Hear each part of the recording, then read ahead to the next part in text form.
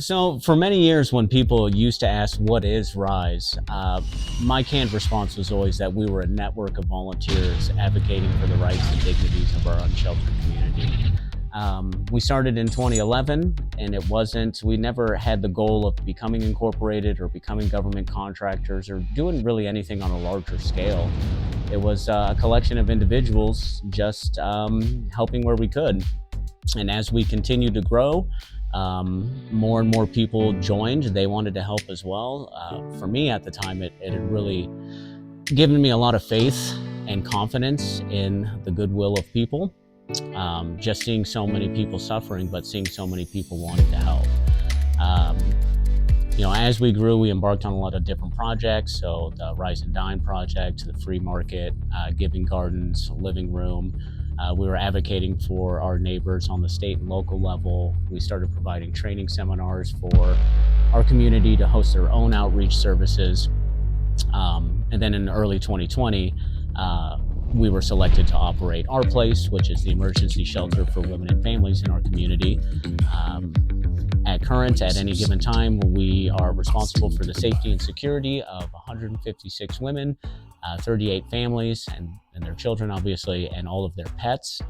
We also have a partnership with the city of Reno to where we perform outreach services for our neighbors still living along the corridor and along the riverbank, and trying to motivate them and engage them to connect with resources. And we operate the Women and Families Crossroads program, which is sober supportive housing for women and families in our community. And that program hosts 10 families and 40 women. Ultimately, though we've grown and maybe changed or at least evolved throughout the years, our vision has always been the same, to help people become the best versions of themselves and to invite the community to get involved and participate.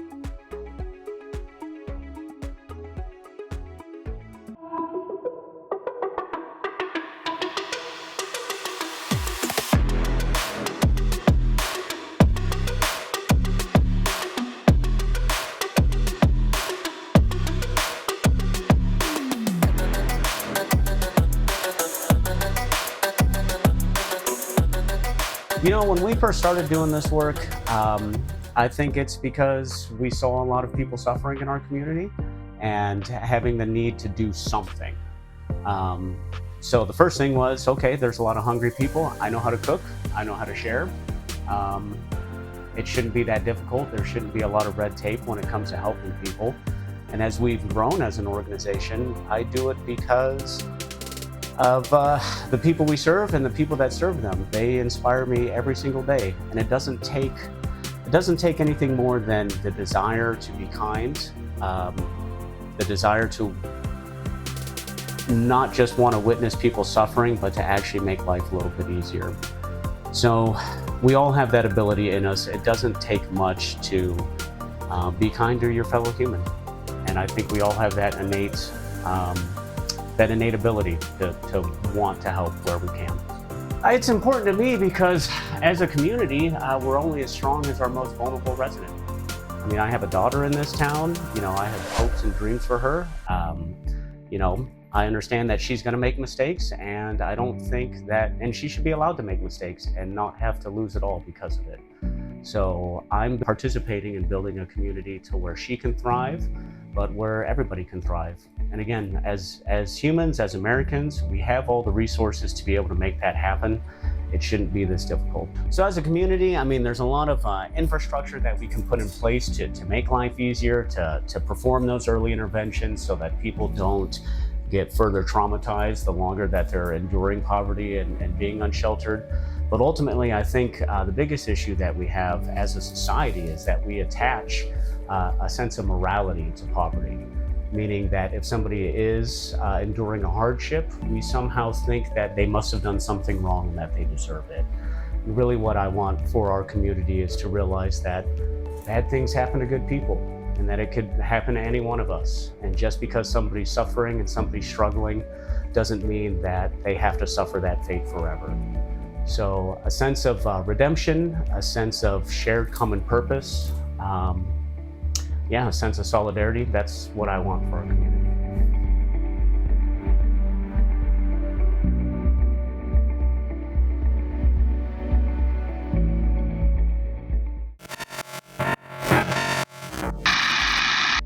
The reason I do this work is because I really want to be involved with helping our homeless neighbors.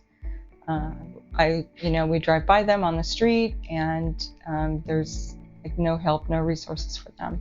We are able to give them resources here and pretty much set them up for success here. It's something that they're not used to, living on the street. The reason it's important to me is to bring awareness to our community that what we do here, it matters, and it brings value to our homeless neighbors, and they recognize that. Everybody that works here on our campus, we all care about our community and what happens to them. What I want for our region is resources for our houseless neighbors that have the larger families. We are lacking in that resource, and that's what we really need. We also need resources for our families with kids for mental health and for sobriety, and that includes for our men. Our men are really lacking in that area, and that's what we really need in this community. I do this work because I absolutely love, working here. I love being of service, to these guests. I feel like I have something to give. So, I joined the team, being able to give back to the community is something that I've always wanted to do. This work is important to me because it's a life changer for me. As I stated a minute ago, I've always wanted to give back to my community. Being sober, right, gives me a clear state of mind and understanding of how to provide and do different stuff. So, like, waking up and coming to work every day is like, I look forward to it. Like, it's like exciting to me. What I want for the entire region is, to be able to, work around more people that's with the same goal.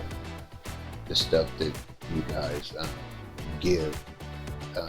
I've never worked around such people before, so it's like this stuff is like really exciting.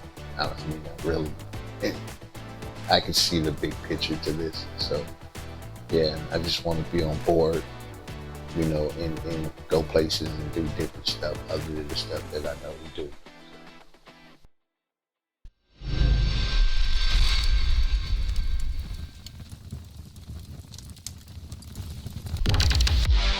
It's important for me to help other people who are going through struggles such as homelessness and addiction. Because I used to be that person addicted, living outside in a bush at the park for several years, and now I have a job and I'm pursuing owning a home and doing all the things. What is it you want for the people in our region? To not be criminalized for being homeless and on the streets. Well, people who are homeowners, what do you want for them? To understand that people who are not homeowners can become homeowners. Perfect.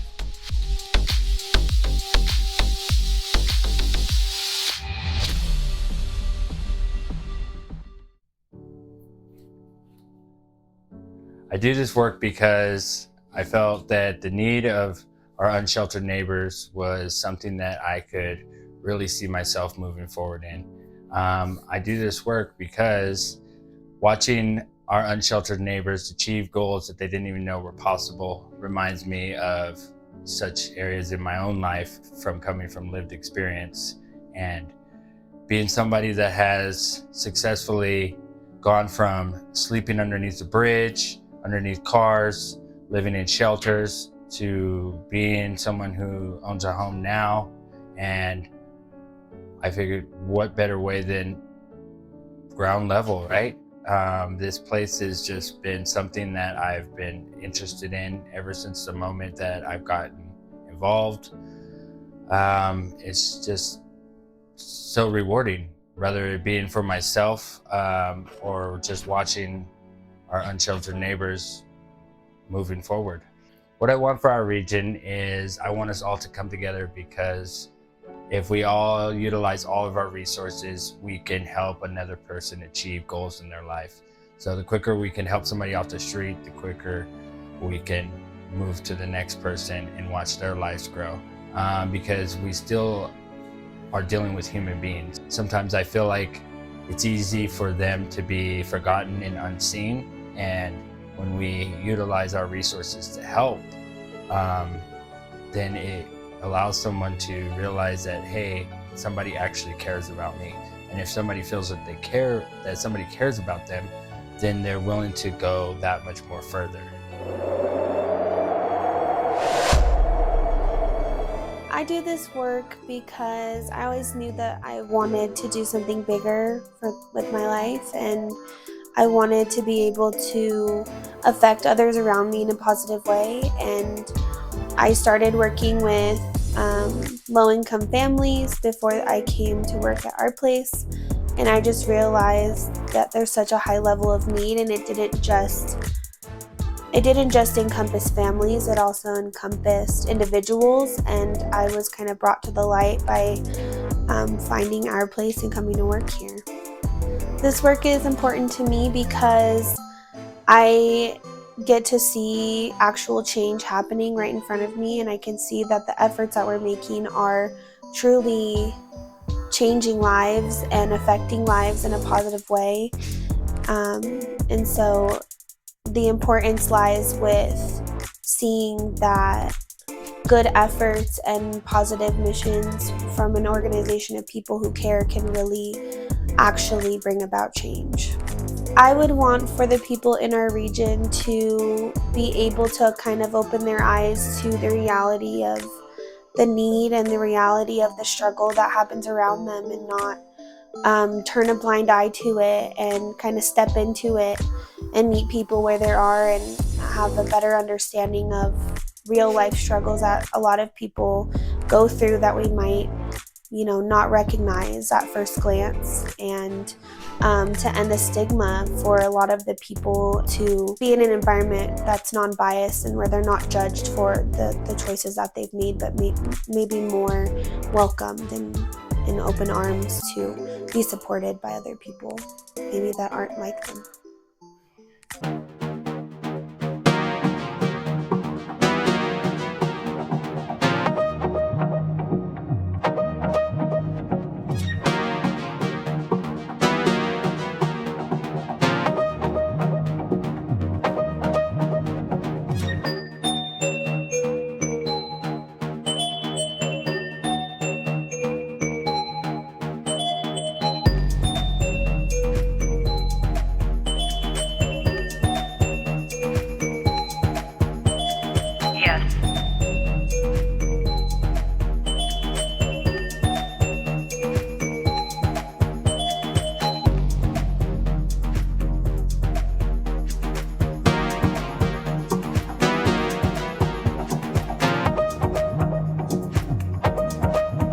Once I was in this position, and I feel like this is the best way for me to help out and give back.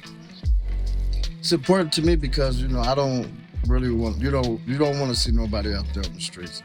If you can try to help them to get off the streets to do better with their life, that's what I want to do. Help out, give back any way you can. I love this work. I do it because we're helping people get on their feet again and get out in society and be part of society and part of the community. Why is this work important to you? Because I was homeless for quite a while, and this is such a good program because it helps you. It doesn't just keep you off the street and leave you. There's resources, there's a way to get out. And that was the problem before, was that they just set you in circles. It was circle, circle, and there was no way out of where you were at. So, but I saw this and it rang to me, and here I am. What do you want for our region? Cheaper housing, more housing available to people that don't have the money to get the housing that's available now. because it's too expensive and keeps going up.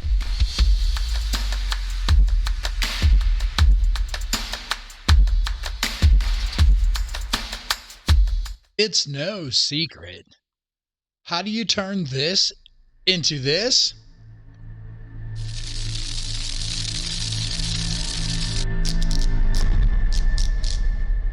With this.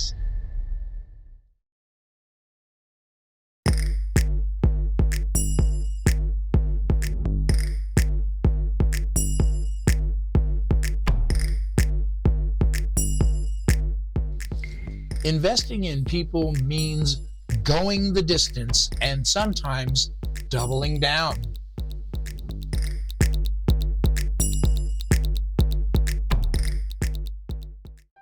The reason I do this work is because with my lived experience, I came through programs, and those programs were something that helped me connect with my desire to change.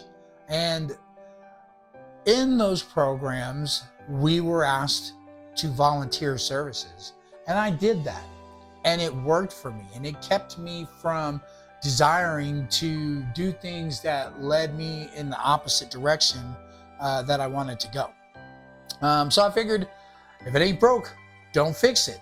And I found myself serving until one day they offered me a paycheck, and I just never stopped what I was doing until my life changed dramatically from what it was to what it is today. I'm grateful. The reason it's important to me is because until I decided that I wanted change, I had been living beneath my potential for so long that I acclimated to my conditions. I was okay with living on the streets. I was perfectly fine with not going to work. I was perfectly satisfied, at least I thought I was. I knew that I was capable of more, but I also didn't feel like I deserved more because of my life choices. Seeing people according to their potential means believing in them. What I want most for our entire region is for us to develop the capacity to see beyond a person's here and now. We're more than drug addicts. We're more than alcoholics. We are more than people experiencing mental health conditions. We are people.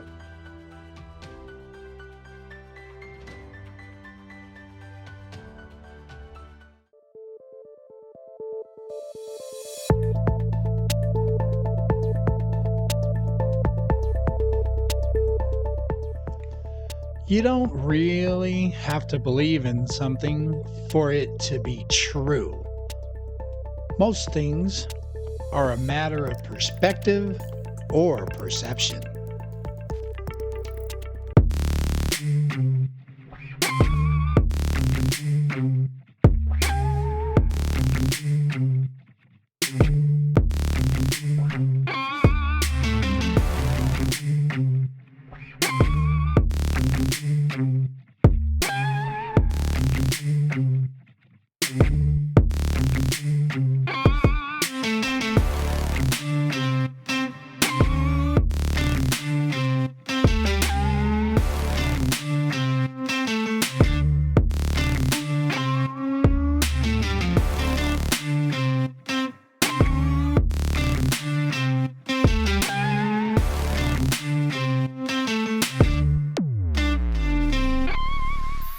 Reno has a number of good paying jobs within the area that just so happen to be beyond the reach of those who cannot afford their own transportation.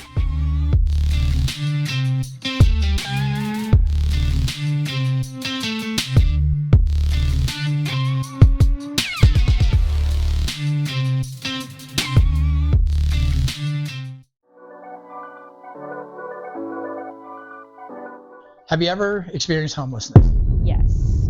When I experienced homelessness, I was living in Oregon, and I was selling drugs at the time, and so it was definitely like a horrible situation to be put in, but at the same time, like, I always had a place to stay. So while I did experience homelessness for about a year and a half, 2 years, I never had to sleep on the streets. So it was a little bit of a different situation, but traveling around with like all of your belongings in one backpack and not knowing where I was going to stay that night was pretty like horrible.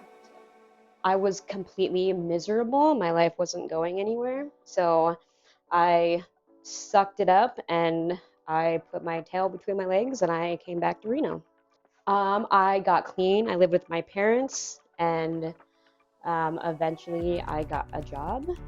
So the support was a big thing for me because I didn't have support in Oregon. And so when I came home, I, suited up and showed up and made different choices for a time at least.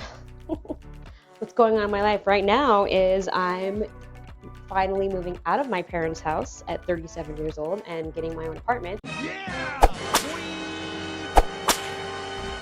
And I have this amazing job that I show up to every day and I absolutely love. So I'm just hit a year at my job here, and then I hit a year clean right before that, so I can't really complain. How difficult do you think it was to make the decision to change? It was kind of an in-between. Like, it wasn't too difficult, but it definitely was hard to do because when I made the decision to change this time around, I had been using every day for 4 years.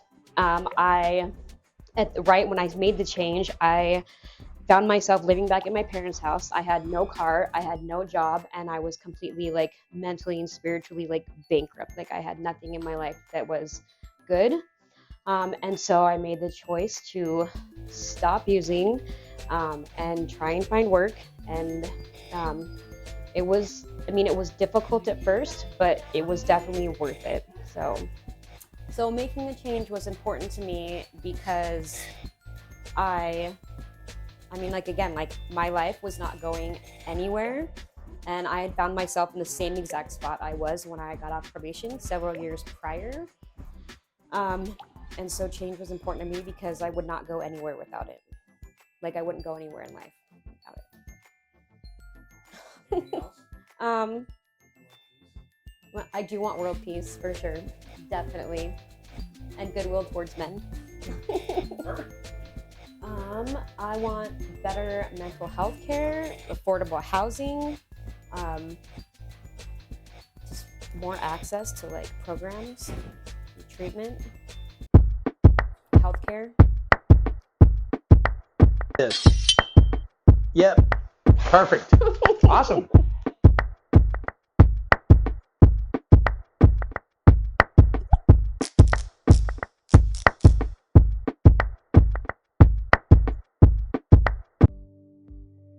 Not every fork in the road is predictable or preferred, and oftentimes leaves us with little choice.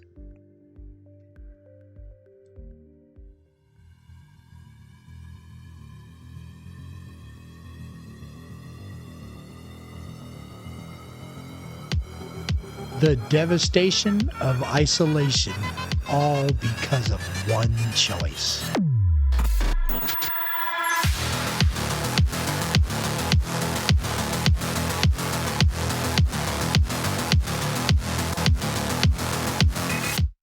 Most people would not choose to forfeit the things they used to enjoy.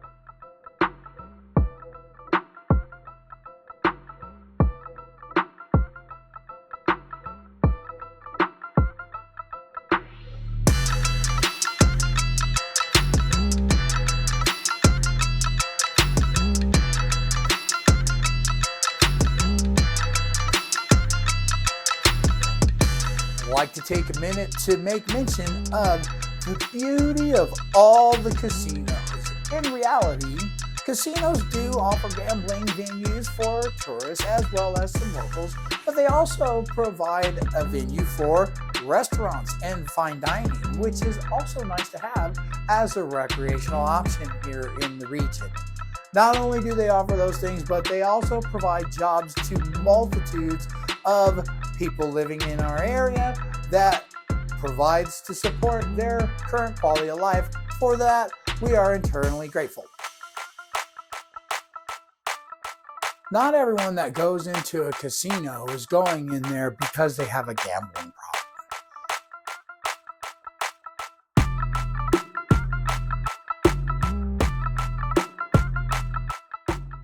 What do you think a person thinks when they see someone experiencing homelessness?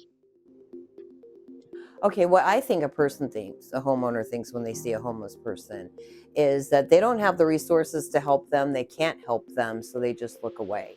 They don't know what to do about it. What kind of life he had before, or can't help them. If they can, they will. You know, people who own a house think that that'll never happen to them. They're hungry, they're tired, they don't have nowhere to be, they need money. Or the one thought that always probably crosses a lot of their minds, they don't want to give them money or help them out because they believe that they're on drugs. Judgments. Most of the time I feel people are judging you, saying that you are on the streets because of drugs. And it's not necessarily the case. It's more of the lines of maybe domestic violence or something interacting in the household that causes a person to be homeless. That they're probably lazy. I know that sounds kind of mean, but yeah, they think that they're lazy and that it's easy just to get out of there, and that they are, that they can just get a job and be able to buy a house. I think the first thought that might go through some people's minds, like my mind, is what circumstance led them to homelessness. What goes through their mind is they can be very judgmental. Like, oh, look at that person, but you'll never know until you experience it yourself. I think the first thing come to their mind is like, well, he can get up and get a job. To get a job. Probably what led up to their homelessness. They are judgmental. They think they're lazy, that their life choices have led them to that.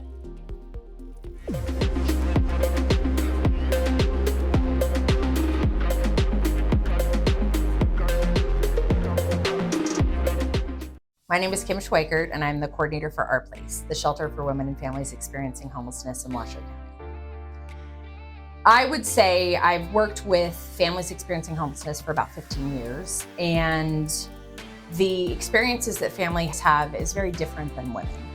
And I had the opportunity to take over operations for both women and families 3 years ago when we opened Our Place. And what I learned very quickly was that women and probably men experiencing homelessness, those individuals, are probably the most discriminated against group I've ever seen, because there are a lot of preconceived notions as to how they got there and why they got there.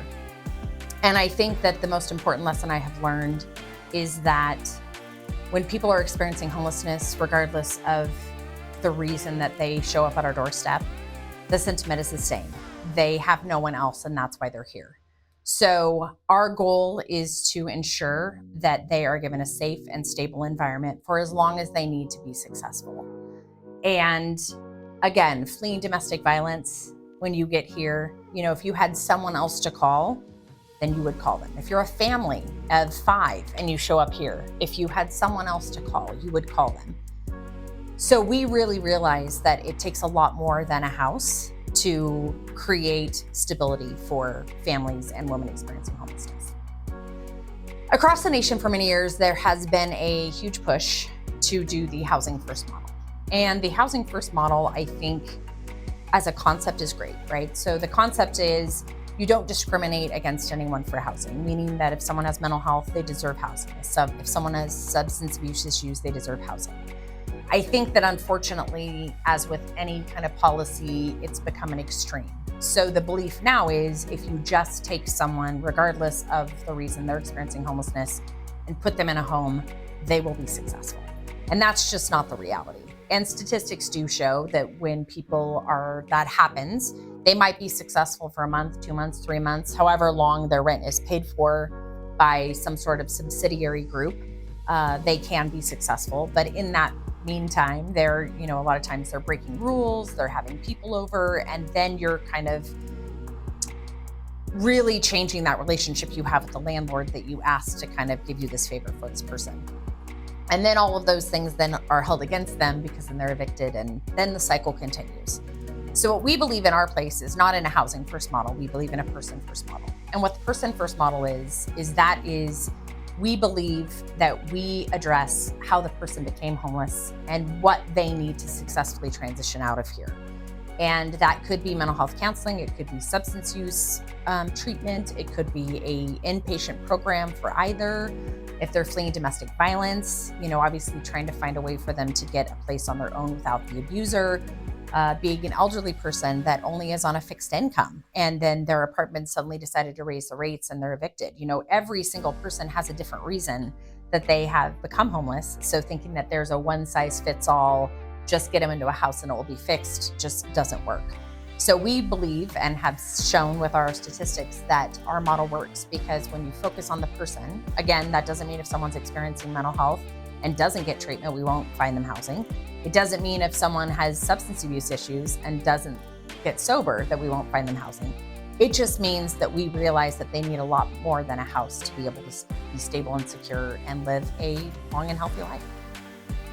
Both with the families and the women, we look at about 55% of the families and about 55% of women self-identify with having mental health issues.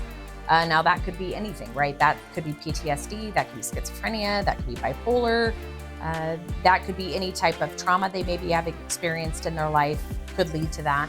We also do have substance use. About 45% self-identify as having some substance abuse issue.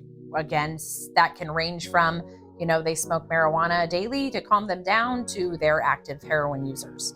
So again, with everything, remembering that there is a full spectrum as to why someone's experiencing homelessness and how they get here.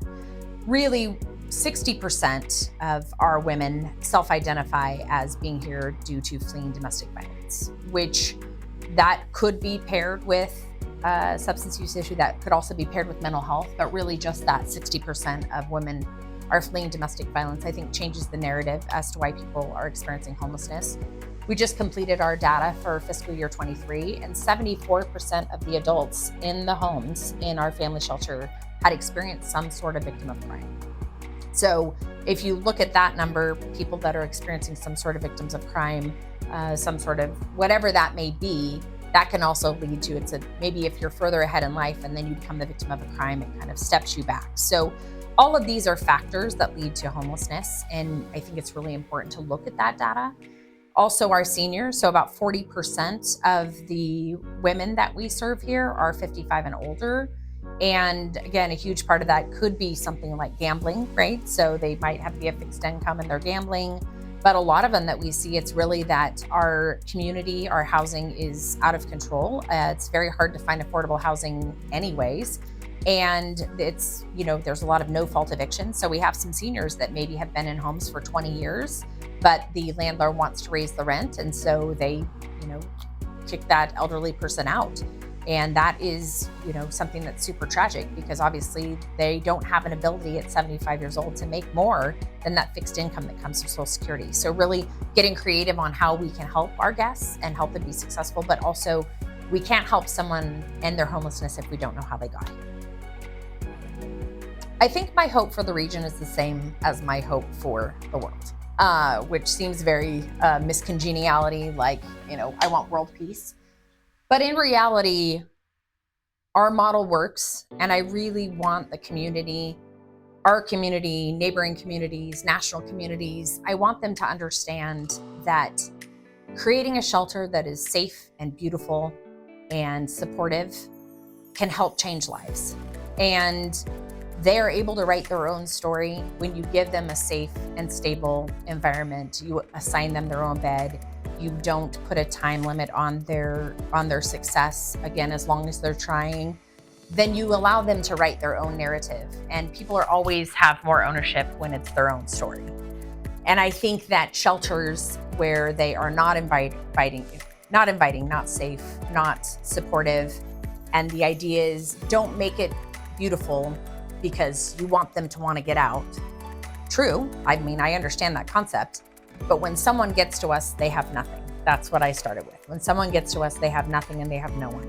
So believing that in 30 days, 60 days, 90 days, they can go from having absolutely nothing, no ID, no support system, maybe substance use issues, maybe mental health issues, that they can be given an apartment and be successful for any period of time is just unrealistic.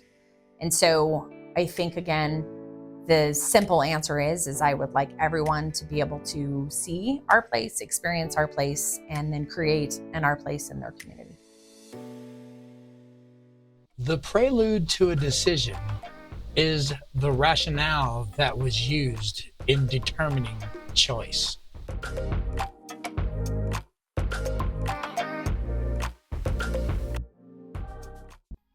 Here in the Reno Sparks area, I gotta say that I see examples of people who saw what they wanted to do and then they did it. And then they saw what they wanted to do and then they did it. Yes, literally, even to the point of bringing water to the desert. And all I really can think of when I look at what I see is that once someone has decided that they will do a thing, well, from this point, they don't need convincing anymore. They will walk on their own and pursue that thing until they achieve their goals. There's nothing really unusual about that.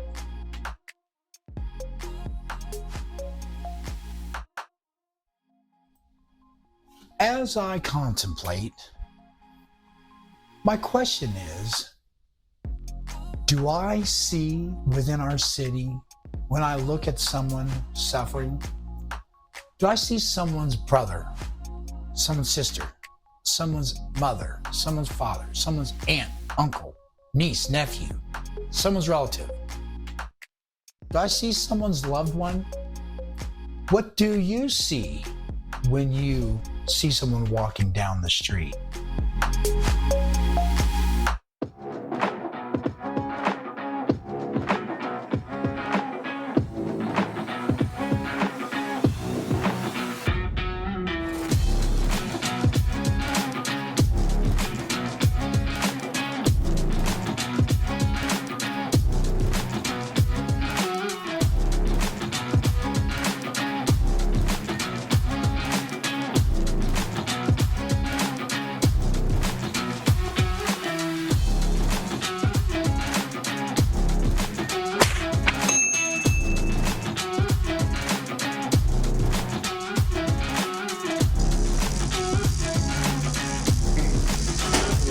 Job well done. Job well done. The reason I do this work is I feel like each of us has a responsibility to contribute towards the greater good in the world. You know, it's kind of the price we pay for living on this planet. And I am in my 60s. I'm well aware that I'm on the second half of my life at least. And so I don't know how many days I have left, but I'm pretty sure that today is one less than I had yesterday. And so it's important to me to contribute towards that greater good for the world. It's my magnum opus. It's what I leave behind. I mean, I raised 4 beautiful human beings, but besides that, I haven't really been in a place that I could contribute to the good in the world. This work allows me to do that. This work is important because we live in a very predatory environment economically. Everything that is basic human rights, from food to shelter to clothing, and mental health care is monetized, and you have to pay for it. And what we're seeing here, and when we deal with people experiencing homelessness, is we're dealing with people who've been priced out of the market for basic human rights, basic things that they are entitled to, which just simply by being human. And so it is important for us, all of us, to be aware that we created the model that put these people here. And we need to be active in helping them get out of it. What I want for our region is, and it sounds very idealistic, I would really like for everybody in the region to think for a moment about how they can contribute to what makes the world better. Whether it is, whatever they're passionate about, whether it's, animals, whether it's the environment, whether it's people suffering from Alzheimer's or children in foster care, to get out and get active in working towards those things and improving those things. Because it serves two purposes. It makes us a closer community, and it makes us better people. It makes us kinder to one another. And yes, we need better housing. Yes, we need more resources. Those things will come if we care more about the people around us.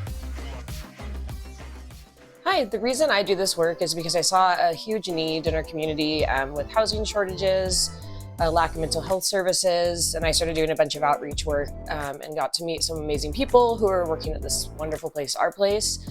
So the work is super important to me because I want to make sure that people are treated with kindness, dignity, respect when they're in these vulnerable situations. I also have a background working with domestic violence and sexual assault with families and women in our region. So I definitely see the importance in making sure that some of our most vulnerable residents have a safe place to be while they're trying to get back on their feet.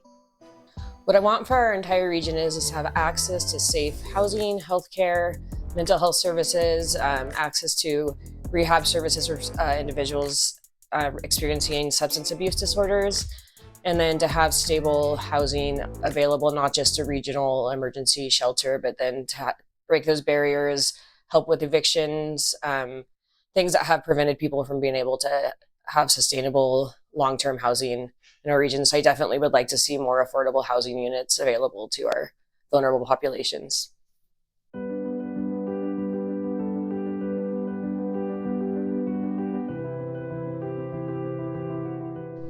I do this work because it makes me feel like I have a purpose. I had to do counseling like 15 years ago, and I remember sitting there feeling hopeless, just completely hopeless with my life. And my counselor at the time had said, "That's okay, I'll have hope for you until you can have hope for yourself." And so I like to give people hope. I think it's important because we don't have enough people doing it. The world is ugly in a lot of ways. It's needed, so it's needed to spread kindness, I guess. What I want for our region is housing, access to mental health, non-judgment, I guess, some compassion. I want my kids to not have to see as much ugly in the world. They like to see what I do. It opens up their eyes and teaches them in a way where they can be better for this world as well.